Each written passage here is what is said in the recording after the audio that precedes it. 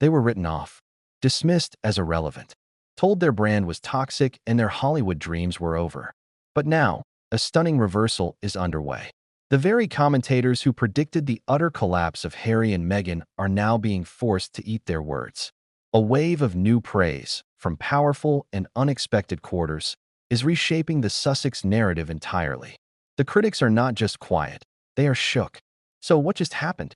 And how did the Duke and Duchess of Sussex pull off the greatest reputational comeback in recent memory?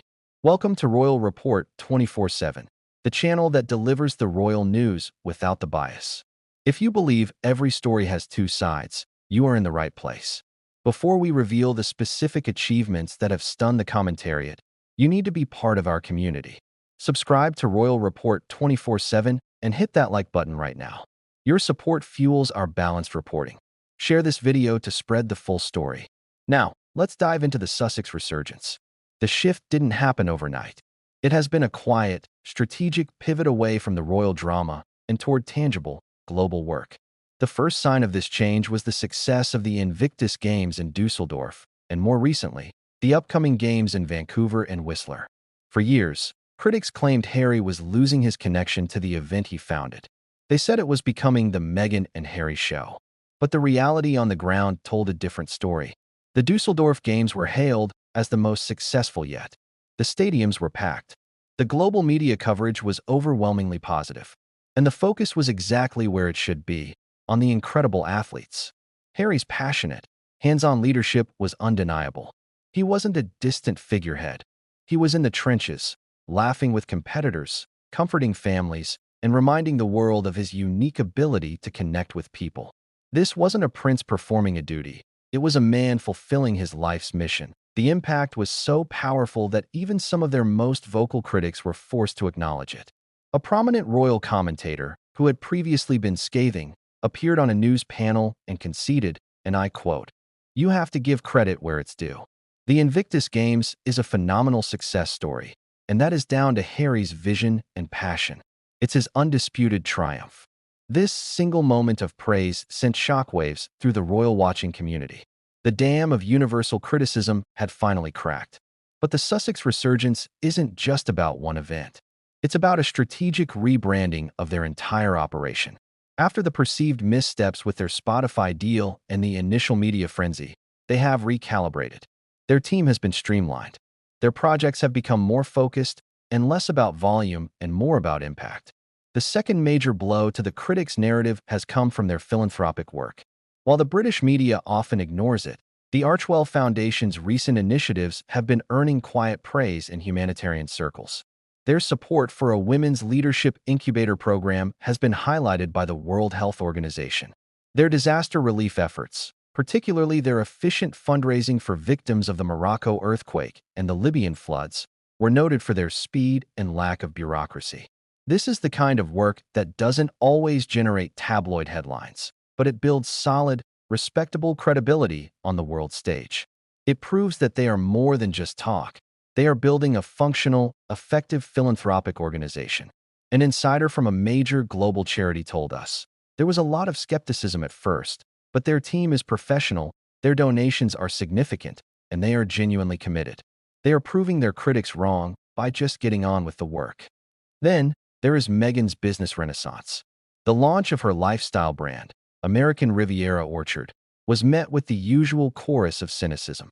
They called it a vanity project. They predicted it would flop. But the market is telling a very different story. The initial jam release was a masterclass in marketing, selling out in minutes. The waiting list for the brand is in the millions. Industry analysts are now projecting the brand's value to reach hundreds of millions of dollars, comparing its potential to the success of Gwyneth Paltrow's Goop. This commercial success is something the critics cannot argue with. It is a concrete, data-driven metric of their influence and appeal. It proves that there is a massive, global audience that is eager to support them, regardless of the negative press in one corner of the British media. A business analyst on CNBC stated, "Love them or hate them, the numbers don't lie." Meghan Markle has just built a potential billion-dollar brand overnight. You cannot dismiss that as a failure. But perhaps the most significant factor silencing the critics is the simple, powerful passage of time. The constant barrage of Megxit stories has grown stale. The public, particularly outside the UK, has moved on. They are less interested in the palace feud and more interested in what Harry and Meghan are doing now. And what they see now is a family, a business, and a philanthropic foundation that is steadily building a new life. The narrative of the victim is being replaced by a narrative of builders. They are building a home in Montecito. They are building a brand. They are building a legacy of service through Archewell and Invictus.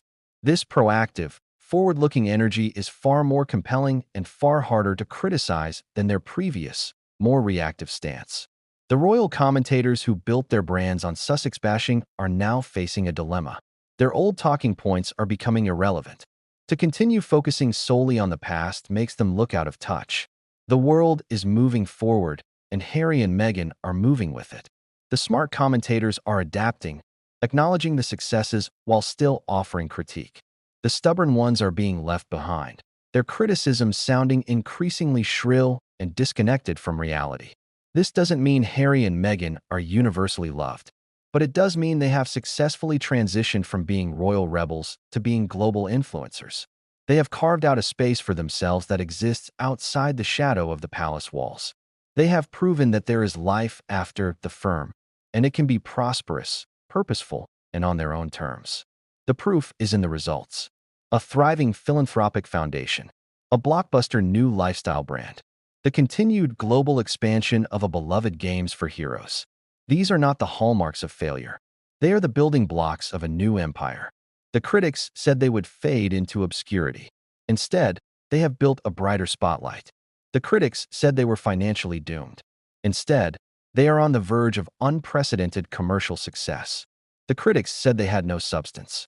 Instead, they are earning respect in global humanitarian circles. The comeback is real. The narrative has flipped. Harry and Meghan are no longer just defending themselves. They are proactively writing their own story. And it's a story of resilience, reinvention, and remarkable success. The story of Harry and Meghan is evolving faster than anyone predicted. To stay on top of their next strategic move and the global reaction, you need to stay with us. If you appreciate seeing both sides of the story, like this video, share it to give others the full picture, and most importantly, subscribe to Royal Report 24/7 and hit the notification bell. We report the facts, not just the feud. Thank you for watching.